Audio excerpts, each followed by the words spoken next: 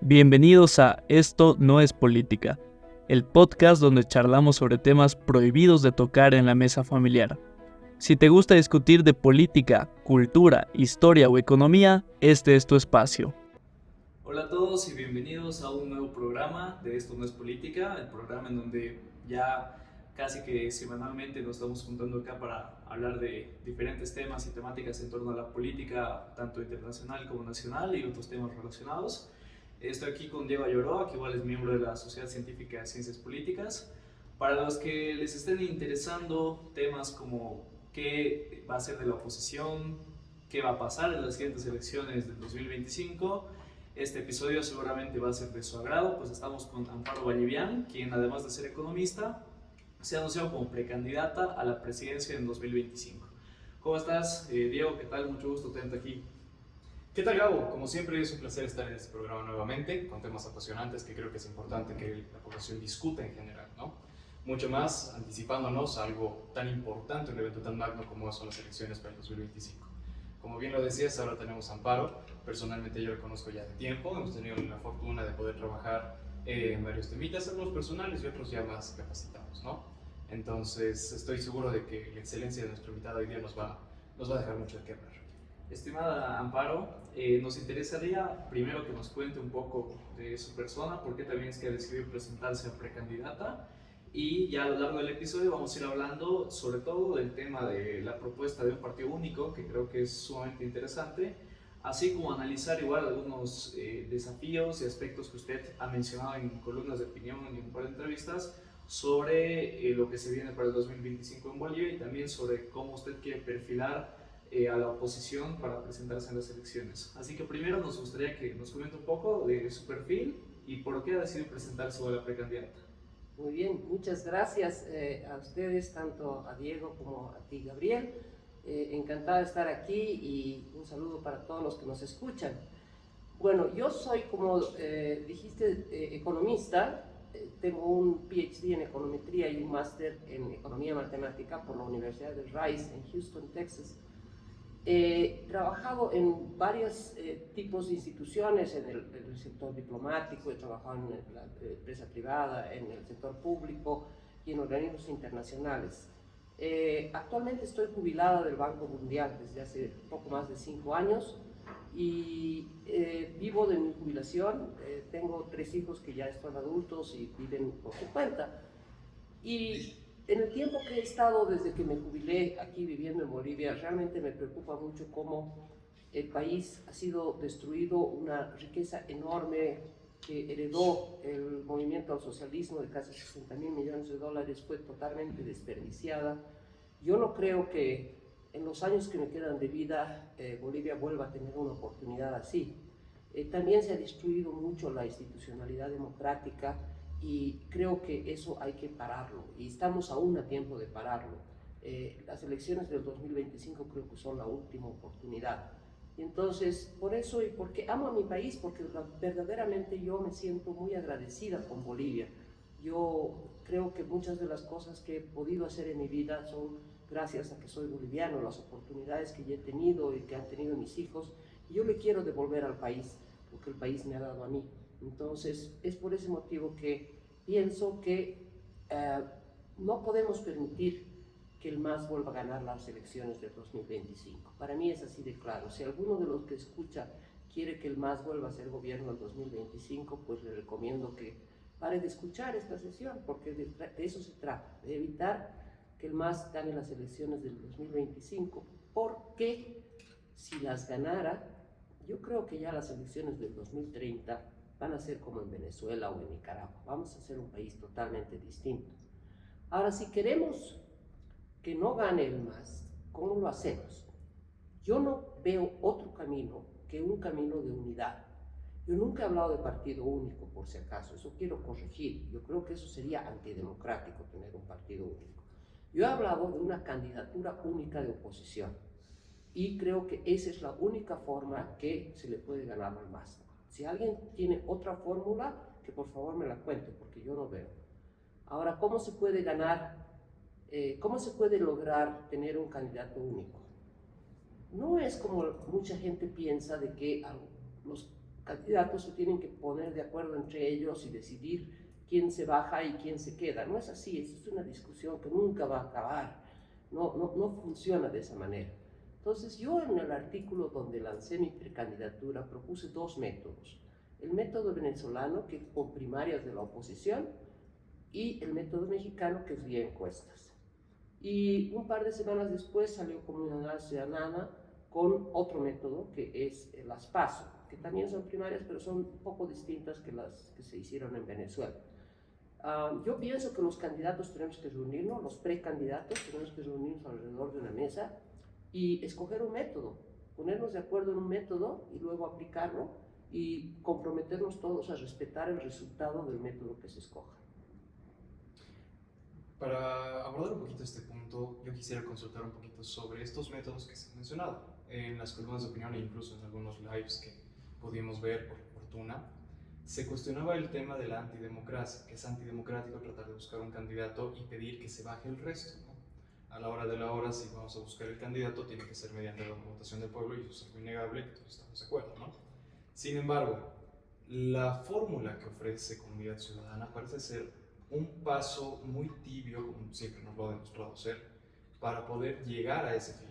Porque a la hora de la hora, si vamos a mantener un estatus con un Estado que maneja las fuerzas políticas, que maneja las voluntades estatales y mayormente el poder que concentra, capaz, y si la propuesta de CC no puede ser tan viable como lo estamos pensando. A ver, hay varios temas en la propuesta de CC. Yo la primera vez que la leí casi me muero de espanto porque la primera lectura me decía, bajo este proyecto de ley, si se aprobara así tal como está actualmente, podría darse un escenario donde los 11 partidos que ahorita están inscritos en el TSE, solamente 4 homologados, pero supongamos que se homologan todos, esos 11 partidos irían con 2 binomios cada uno a hacer sus primarias y entonces al final tendríamos 11 binomios. Es una división más exacto, grande. que es justo lo que estábamos tratando de evitar, ¿no? Pero después de leerlo como 4 veces, también bajo ese mismo proyecto de ley se puede dar un escenario distinto, porque dice por lo menos 2 binomios, ¿no? Entonces, imagínense que previa a la elección, a la primaria, nos pongamos de acuerdo todos los precandidatos y hagamos una sola alianza y vayamos los 17 precandidatos que existimos en este momento con nuestros 17 binomios y de esa primaria sale uno. Eso entonces sería justamente lo que queremos. Va a depender mucho, como siempre, el diablo está en los detalles de cómo se implemente la ley. Bueno, primero tiene que aprobarse, no ha sido aprobada todavía, ¿no? Pero sí, si la idea de Comunidad Ciudadana es esta última que yo planteo, yo no tengo ningún problema con eso, pero requiere que previamente nos pongamos de acuerdo y que todos los precandidatos nos presentemos a la misma primaria. Bajo ese entendido, por ejemplo, sobre ver cómo se puede generar una candidatura única dialogando con los otros partidos, el caso venezolano que usted menciona es el caso en donde salió María Corina Machado. Así es. Ahora, en el caso de María Corina Machado, el caso venezolano, sí había más factibilidad de consenso, uno por el estado de dictadura venezolana y dos por el perfil tan claro que tenía María Corina Machado en torno al apoyo popular que ya tenía. En Bolivia creo que esto es un poco más fragmentado. El apoyo ahora, por ejemplo, de Antonio Saravia, que tiene el Partido Liberal, el de Carlos Mesa y el de usted, por ejemplo, es más dividido en cuanto a la intención de la oposición. En ese sentido, ¿cómo cree usted que de hacerse una forma, por ejemplo, mediante primarias, de buscar una candidatura única antes, en el momento del diálogo entre los precandidatos, no se produzca esa figura de que uno quiere imponer sus políticas al otro y uno quiera decir, bueno, estoy de acuerdo, pero que se haga el plan de campaña que yo tengo, y viceversa así con todos? Apoyando un poquito tu punto, Gabriel, quisiera sumar a esto el tema de la búsqueda de no solo la legalidad de la participación de partidos, sino la legitimidad de los candidatos que se están buscando ir, ¿no? Al fin y al cabo tenemos un voto bastante sectorial que muy posiblemente vamos a tener que enfrentarnos. A ver, como yo la veo, no es una campaña, no es un plan de campaña. Si va de esta segunda forma bajo la ley que propone Comunidad, son 17 campañas.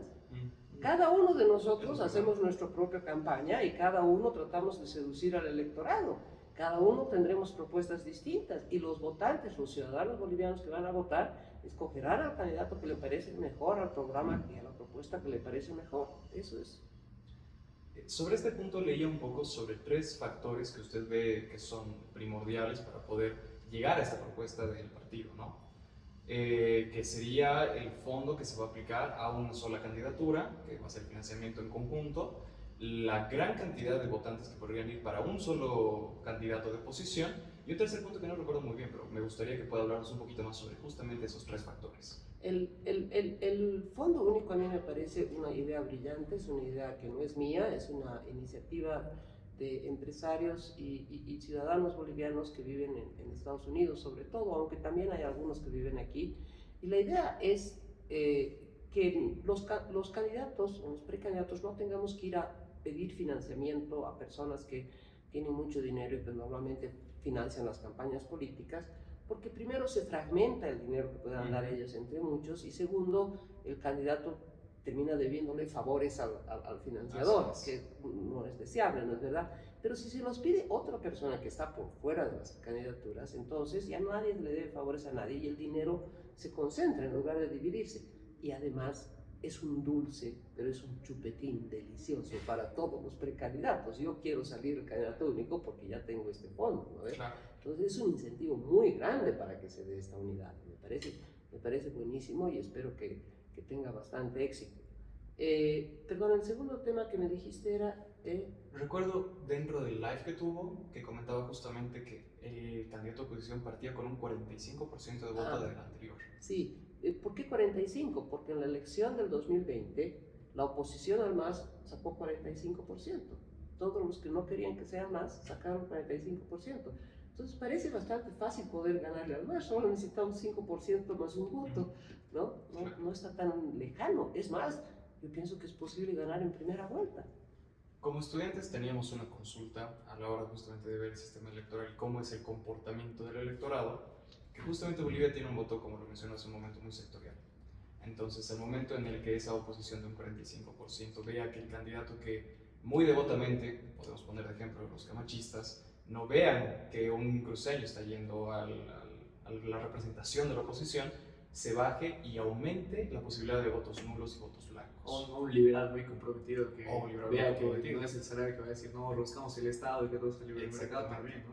¿Cómo podemos enfrentarnos a esta dificultad? No sé exactamente, pero si la memoria no me falla, los votos nulos y blancos no cuentan.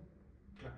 Entonces, aunque haya, por decir, hipotéticamente, no creo que suceda, pero hipotéticamente, que el 20% del electorado vote blanco o nulo, igual se va a contar solo el restante 80%, y de ese 80%, el MAS puede tener 40 y la oposición 40 más 1. Claro. Entre las formas de seleccionar esta candidatura unitaria de la oposición, ¿por cuál usted se ve más inclinado en torno a las encuestas? A lo mejor hay la posibilidad de las PASO, como se hace en Argentina, o elecciones primarias igual. Yo no tengo una preferencia muy fuerte por uno o por otro. Creo que las 3 formas son viables, y si hay algún precandidato que tiene otra modalidad y estoy dispuesto a escucharla, creo que nos tenemos que sentar y ver los pros y los contras de cada una de estas modalidades, porque todas tienen sus ventajas y sus desventajas, y para mí lo más importante es el acuerdo de los precandidatos. Si hay una mayoría de los precandidatos o la totalidad de los precandidatos que quiere ir con el sistema PASO a Argentina, pues vamos. Pero yo ahí sí que voy a exigir que solamente si es que hay una alianza, que se presentan todos los candidatos bajo una sola alianza. Pero ahí también, usted cuando le hicieron el comentario, una columna de opinión, leí que mencionaban el plan Frankenstein, ¿cierto? Que sería la propuesta Frankenstein, que sería esta mistura de varias propuestas de diferentes partidos, y usted decía que no se iba a generar eso, ¿no? Sino que iba a ser el partido que más votos tenga por elección popular el que se iba a imponer en cuanto a sus propuestas electorales. Ahora, sobre eso, ¿por qué considera que los otros partidos también sí van a ceder en torno a sus propuestas y a decir, bueno, nos sometamos a la votación popular y el que gane, pues que se haga lo que él diga y nosotros lo vamos a apoyar? y no tratar de ir como candidaturas independientes. No tienen que ceder nada, tienen simplemente que aceptar la voluntad del pueblo. Si el pueblo no vota por su programa, pues hay que aceptar la voluntad del pueblo. Ahora, yo quiero creer, ahora me pueden decir que soy muy ingenuo, pero quiero creer que los precandidatos somos todos intelectualmente honestos. Y que si yo tengo un programa de gobierno y veo que en un tema X, por decirte en salud, hay un candidato que tiene una mejor propuesta que la mía, pues voy a echar a un lado la mía y voy a adoptar la del otro candidato, ¿no? Ahora, no lo voy a hacer si es que pienso que verdaderamente su propuesta es mejor que la mía. Pero si viene a gritarme en mi cara y me dice, no, tienes que poner esto porque yo te he dicho que... No, tal vez me entra por un oído y me sale por el otro. Creo que eso me lleva a una anécdota muy interesante que teníamos como estudiantes. Cuando analizábamos algunas propuestas de candidatos, veíamos la posibilidad de juntar algunas propuestas y que era factible. O sea, a la hora de la hora teníamos ciertos acercamientos, también había muchas discordancias entre propuestas, pero muchos partidos se acercaban al mismo fin. Entonces creo que sí es muy posible, capaz crear, pues, después de estas primarias, una propuesta a la candidatura con la nueva candidatura que realmente sea electa, repito, legal y legítimamente. Sobre todo quiero tocar el tema de la legitimidad, porque a la hora de la hora, si se realizan primarias y tenemos un movimiento entre digamos un 50-50 entre dos partidos, y los de más abajo sacan, como Óscar Ortiz sacó en las elecciones generales, un 4%, que más que sacar algo realmente beneficioso para él fue un perjuicio total para los que estábamos por encima. Estas primarias tampoco van a gozar de una legitimidad tan grande, tan válida como podríamos pensar de la oposición. Entonces, trabajar con varias propuestas después de un proceso de primarias capaz puede ser una muy buena opción. Sí, mira, yo creo que por algo todos los precandidatos son los opuestos al MAS, ¿no? Eso ya es una cosa que nos aglutina. Yo creo que todos queremos un Estado más chico y más fuerte, queremos eliminar las empresas públicas, para mí las deficitarias, para Antonio Sarabia todas. Yo feliz de darle algunas empresas a los trabajadores si es que ellos la quieren, ¿no? Antonio tampoco está de acuerdo con eso, pero en general estamos, yo creo, en una... No creo que sea tan difícil ponerse de acuerdo en 10 cosas básicas en las que podemos estar todos de acuerdo. Y ya después tendrán algunos detalles por aquí, preferencias por allá, etcétera, etcétera. Más importante que eso, si me permiten, es ver cómo se va a conformar la lista única de candidatos al Congreso. Eso es importante, ¿no? Porque, a ver, pongámonos un escenario donde se hacen primaria no van a entrar los 17 precandidatos que existimos en este momento, va a haber uno o dos despistados que van a querer ir solos y otros que se van a bajar antes de la primaria porque se van a dar cuenta que no tienen ninguna chance. Digamos que vayamos 15 o 12 o lo que sea, ¿ya? Ahora, el que salga primero, digamos que saca 20%, el segundo saca 18%, el tercero saca 15%, el cuarto saca 10%, qué sé yo. Entonces, lo que uno podría pensar a primera vista, es el que saca 20 debería tener el derecho a escoger el 20% de la lista, el que saca 18, pero eso me parece que es peligrosísimo, porque estaríamos con un candidato único y un Congreso súper fragmentado y no va a poder gobernar ese candidato único, ¿no? Exactamente. Entonces yo pienso, y esto nuevamente es una propuesta para los otros precandidatos, que los invito a conversar y a discutir y a analizar estos temas. Yo pienso que el que salga ganador, aunque sea por un punto porcentual, aunque sea por un voto, tiene que tener el derecho de nombrar por lo menos el 50% de la lista.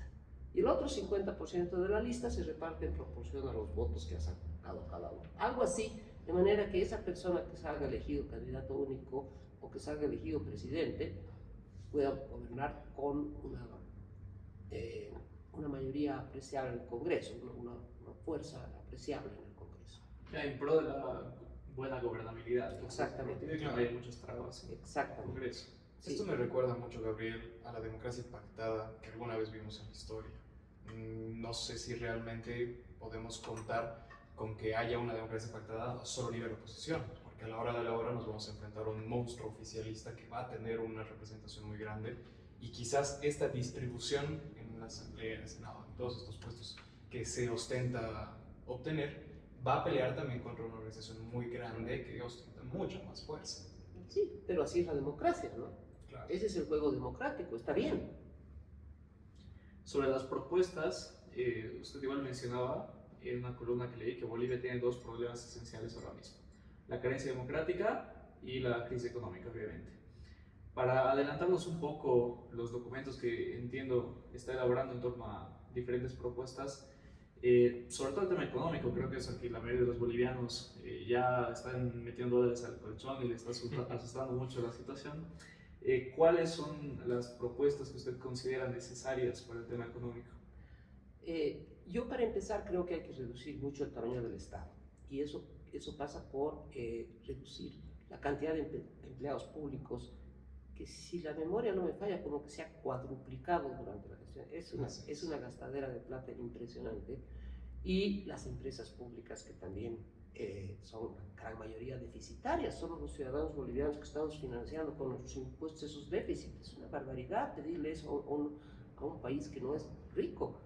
Creo que hay que, en línea con eso, reducir el déficit fiscal, ¿no? Y eso pasa también por una medida muy dolorosa, que es eliminar la subvención a los hidrocarburos.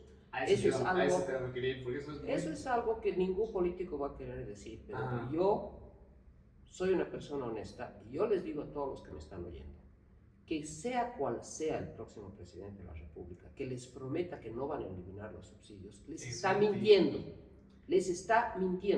porque es imposible mantener ese subsidio. Ahora, yo tengo algunas ideas de cómo amortiguar el impacto de eso. Primero, el subsidio al diésel yo lo eliminaría inmediatamente, una medida de shock, y entre los más afectados estarían los agricultores de Santa Cruz, que son los grandes consumidores de diésel, pero ellos ya han aceptado que se elimine la subvención al diésel. Ellos han dicho, por favor, déjenos a nosotros importar nuestro propio diésel. Si ellos mismos no importan, están rechazando el subsidio. Para ellos es más importante tener diésel en la cantidad suficiente y en el momento oportuno que el precio del diésel, ¿no? El de la gasolina es un poco más complicado, porque la gasolina afecta al transporte público y hay mucha gente pobre que es consumidora del transporte público.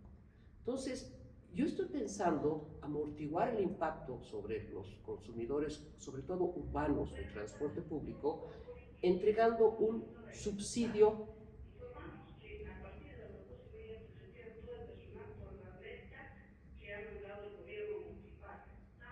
Hay un anuncio público y por eso nos hemos parado para oír el anuncio público. Nos han alertado de que debemos retirarnos porque nuestra ciudad se inunda. Yo dije, vale, se va a caer la ciudad de nuevo. Entonces, déjeme terminar solamente esta idea del subsidio a la gasolina. Yo lo haría un poquito más en el tiempo, paulatinamente, y además lo compensaría a los consumidores con un subsidio a la demanda. O sea, no subsidiar la oferta del transporte, sino a la demanda, ¿no?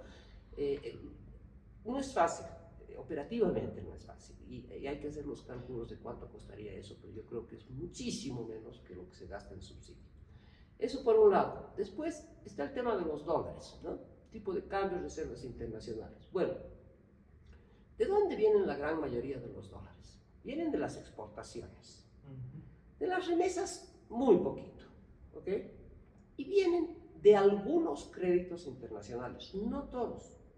Hay que diferenciar muy bien los créditos que dan los organismos internacionales para inversión de los créditos que dan para apoyo presupuestario, apoyo a la balanza de pagos. Tienen varios nombres, pero es la misma chola con otra pollera. Estos últimos son dinero que se le entrega directamente al gobierno, son dólares frescos, ¿okay? Los otros no son dólares frescos, son proyectos que se ejecutan en 5, 8 años y que van a un destino específico, a la construcción de las 8 vías de La Paz Oruro, pues va a eso. Y muchas veces las empresas constructoras las paga directamente el financiador. Entonces, eso no arregla el problema de los dólares. Hay que conseguir créditos de libre disponibilidad a largos plazos y a tasas de interés razonables que existen esos. Y yo creo que Bolivia todavía tiene un margen de endeudamiento externo, no interno, que puede aprovechar eso.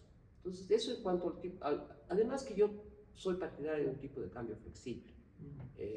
otra cosa que me diferencia de Antonio. Yo creo que el mecanismo del bolsín que se utilizó en Bolivia se vio muy bien y esencialmente así se maneja en todas partes del mundo, porque esto de la idea del tipo de cambio oficial, a ver, ustedes díganme, ¿ustedes saben cuál es el tipo de cambio oficial entre el euro y el dólar? ¿O el tipo de cambio oficial entre el yen y la libra esterlina? No existe pues tal cosa. Los gobiernos de los países industrializados se dan cuenta que todos los días varía la tasa de cambio entre una moneda y otra, de acuerdo a la oferta y la demanda, es imparable. Y el bolsín es eso, es todos los días la moneda se va a revaluar o se va a devaluar, se va a revaluar, se va a devaluar, de acuerdo a la oferta y demanda. No, además que puedes generar incluso hasta un tipo de cambio paralelo con el dólar blue en Argentina, por ejemplo, con un tipo de cambio fijo, No vas a generar un tipo de cambio paralelo si bajo la regla del bolsillo no se genera un tipo de cambio. No, con el tipo de cambio fijo. Sí. Ese es el riesgo que corremos. Con el bolsillo es simplemente sobrellevar las olas como vengan. Bueno, creo que es importante ver un último punto antes de cerrar, porque nos queda mucho más tiempo. ¿Cuál es el mayor riesgo democrático que ve que debe enfrentar ahora? No sé si Gabo puedes complementar algo o quisieras complementar algún otro problema. Creo que ese es el otro punto esencial en cuanto a la situación boliviana, el riesgo en torno a la democracia. Bueno, Bolivia es catalogada ya como un régimen híbrido prácticamente por los índices democráticos que hay. En ese sentido, igual frente a las críticas que existen sobre la elección de una candidatura única, claro, ahí también una respuesta posible creo es que en Bolivia la democracia, como leí igual que usted puso, solamente ocurre una vez. Cada 5 años. Cada 5 años, ¿no? En las elecciones, porque después... Y el resto es cuento del Estado. Claro, en ese sentido, y en torno a mejorar la calidad democrática de Bolivia, para ir concluyendo, ¿qué desafíos usted encuentra que son necesarios abordar? Yo creo que hay 3 o 4 cosas básicas para que un país sea democrático. Uno de ellos es la independencia de poderes. No se puede hablar de democracia si no hay independencia de poderes. Otro es respecto a los derechos humanos y la libertad de expresión. O sea, realmente yo no puedo entender cómo es que la señora Áñez ya está 3 años en la cárcel. Sin sentencia oficial todavía. Sin sentencia. O sea, eso no la es persecución es impresionante. Eso no es de respeto a los derechos humanos. Tienes que tener respeto a la propiedad privada. A la propiedad privada se expropian cosas. No sé si te acuerdan, hace varios años este señor norteamericano que invirtió en una plantación de arroz, Ostrichers, algo así se llamaba, simplemente le robaron a ese señor. ¿Cómo queremos que venga inversión extranjera, que es la otra forma para conseguir divisas, por si acaso, bajo esa inseguridad jurídica que tenemos? El respeto a la propiedad privada tiene que ser absoluto. Plena libertad de expresión.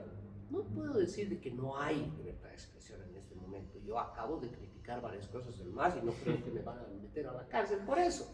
Pero la desaparición de Página 7, la toma de los tiempos, la asfixia a los medios. La asfixia a los medios de comunicación. O sea, realmente eso no es democracia. Esos son los temas que yo creo que hay que centrarse. Creo que ya para concluir, no sé, Diego, si tú tienes algo más que añadir. A mí me gustaría que ya Amparo nos dé una conclusión final de todo lo que hemos hablado. Y creo que con eso podemos ir cerrando el programa, ¿no? ¿Tú cómo lo ves? Sí, estoy de acuerdo, Gabo. Creo que hemos tenido un pantallazo muy grande y muy enriquecedor sobre qué es lo que se viene, cuáles son las visiones de nuestros próximos líderes representativos.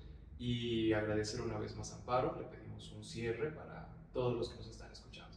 Bueno, la agradecida soy yo. Muchas gracias. Y para cerrar, quiero dar un mensaje a todos los que van a oír este podcast. Miren, no es la decisión de los precandidatos quién debiera ser el candidato único. Es decisión de los ciudadanos. Yo les pido a todos los ciudadanos votantes que están oyendo esto, que por favor les digan, les manden un mensaje muy claro a su candidato de preferencia, a su partido de preferencia, a su alianza de preferencia. Señores, si ustedes no se ponen de acuerdo en elegir un método para un candidato único, yo les voy a quitar mi apoyo. Yo he votado siempre, por decir, la señora María que vive frente al Hospital Obrero. Yo he votado siempre por Comunidad Ciudadana porque me encanta Carlos Mesa. Muy bien, señora María. Exíjale a Carlos Mesa que vaya a una reunión de acuerdo de precandidatos sobre el método para elegir al candidato único. Exíjale, porque quien no vaya a eso le está haciendo el juego al MAS. Como dije en la iglesia de San Miguel en la celebración del 21 de febrero, son masistas enclosetados. No, pues, tenemos que exigirles a todos que por favor actúen en pro de la democracia en Bolivia, porque si no, el 2030 vamos a ser como Venezuela. Vamos a estar emigrando y pidiendo limosna en las calles de otros países como tenemos a los pobres venezolanos aquí. Gracias. Gracias a usted, estimado Amparo. Espero que les haya gustado este episodio, sobre todo para todos aquellos que siempre se preguntan qué es lo que va a hacer de la oposición, qué es lo que va a hacer también de las siguientes elecciones que vienen. Creo que este episodio da provocaciones muy interesantes que nos presenta Amparo en torno al futuro no solamente de la oposición, sino finalmente de Bolivia. Así que, querido Ayo, muchas gracias igual por haber acompañado el programa. Gracias, Gabo. Y para nuestros nuevos oyentes, si es que estás llegando a este podcast por primera vez y te ha interesado el tema, tenemos muchos otros episodios que capaz te llamen la atención e incluso queremos hablar sobre la sociedad científica, que es el grupo principal del cual nace este podcast. Tenemos un par de artículos, le llamamos las chasquipostas, que hablan sobre temas varios de política. Si estás interesado en verlos, por favor, te invitamos a pasar por nuestras redes. Como siempre, agradecemos al CECRAT de la Universidad Católica Boliviana que nos brinda este espacio para poder realizar este podcast. Muchas gracias y hasta un siguiente episodio.